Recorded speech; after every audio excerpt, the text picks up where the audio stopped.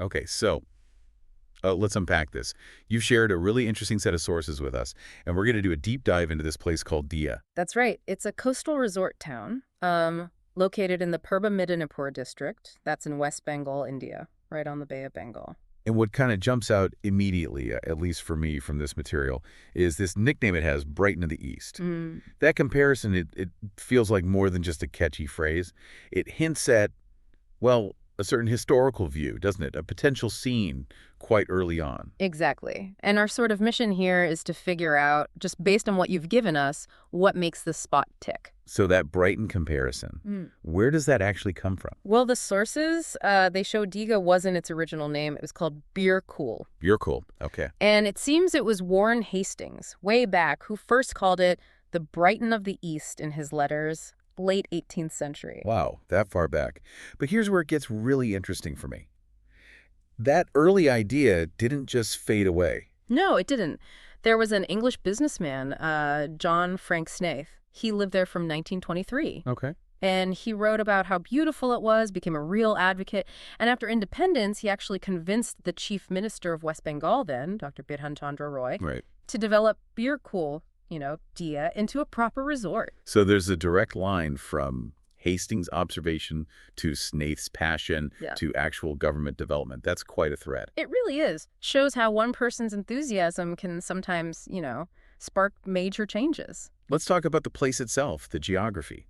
The sources mention low gradient beaches, shallow sand. Yeah, stretching about 7 kilometers. And crucially, the waves are described as gentle. Which makes sense for a resort town. Absolutely. That low gradient seabed is why the waves are calm.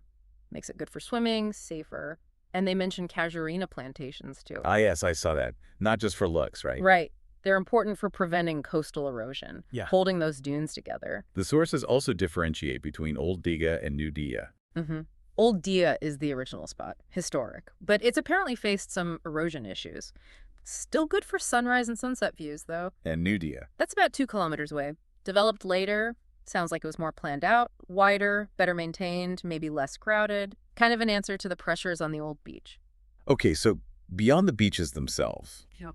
what else does Diga offer, according to this material? There's a marine aquarium mentioned, a MFRC. Yes, the Marine Aquarium and Regional Center, Mhm. described as one of India's largest inbuilt aquariums. That sounds pretty significant. It does, housing sharks, rays, sea snakes, diverse marine life. It has a whole different dimension, sort of scientific, educational. And there's more, too. Parks, science centers. Yeah, a Marbati Park with a lake, boating, even a ropeway, a Dia Science Center with interactive stuff. And then nearby, quieter beaches like Udaipur and Shankarpur. Quieter. How so? Known more for fishing, described as serene, and Telsari Beach near the Odisha border, noted for red crabs, also tranquil. Interesting mix. And there's a religious aspect, too. Yeah. Chandinswar Shiv Temple. Yes, mentioned as a significant religious site nearby. But speaking of religion, there's a very recent development highlighted the Jagannath Dham Temple. Ah, yes, that's a big one. The sources specifically compare this new temple complex to Puri. That comparison seems deliberate, like Puri, the famous pilgrimage site. Exactly. It suggests potentially a real push to develop Diga as a major religious tourism destination, too. That could be a game changer. And that ties into the economy, doesn't it? The sources talk about a shift. Definitely. Traditionally, it was fishing, agriculture, but tourism is increasingly the driver now. Supporting hotels, restaurants, local crafts, transport, the whole ecosystem. Right. And a massive project like the Jagannath Dham is explicitly noted as being expected to boost that further. More jobs, more economic activity focused on tourism.